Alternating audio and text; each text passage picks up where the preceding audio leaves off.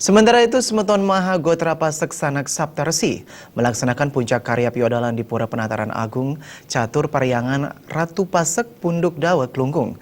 Ribuan umat dari Semeton Pasek se-Nusantara memadati pura untuk tampil melaksanakan persembahyangan ke Ide Betara Empu Gana.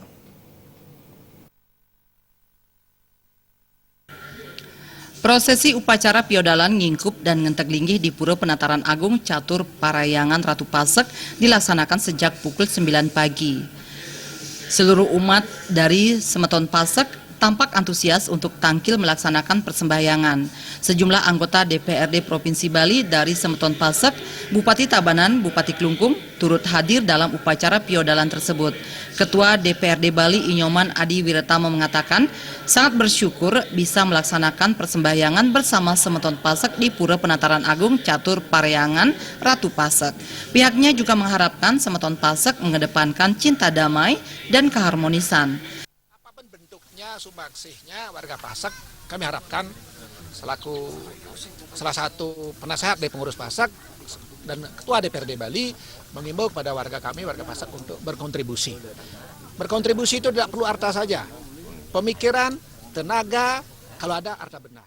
Sementara itu, Bupati Klungkung Inyoman Suwirte berharap dengan dilaksanakannya piodalan ini, seluruh umat di Bali dan Semeton Pasek khususnya bisa menjaga kerukunan dan kedamaian di Bali. Hal senada juga diungkapkan oleh Bupati Tabanan Niputu Eka Wiryastuti. Menurutnya dengan dibangunnya pura ini dapat mengayomi seluruh umat dan sebagai tanda lahirnya keadilan. Tentu harapan ini saya sampaikan dan ucapan ini saya sampaikan tentu dengan harapan agar kita semua di Bali termasuk Semeton Pasek kita sadari yang merupakan mayoritas yang ada di Bali bisa ikut bersama-sama menjaga kerukunan dan kedamaian umat kita di Provinsi Bali. Kita merasa bangga ya, karena sudah waktunya kita memiliki suatu tempat yang memang bisa menjadi harapan semua umat khususnya warga Pasek. Dan mudah-mudahan dengan adanya tempat ini bisa mengayomi semua umat dan ini merupakan suatu tanda lahirnya keadilan. Menurut Ketua MGPSSR Pusat Profesor Iwayan Wite, pembangunan pura ini bukan hanya untuk Semeton Pasek, namun juga bagi seluruh umat Hindu dan suatu ketika tidak saja digunakan sebagai tempat persembahyangan, tetapi juga untuk menjalankan Trihitakarana.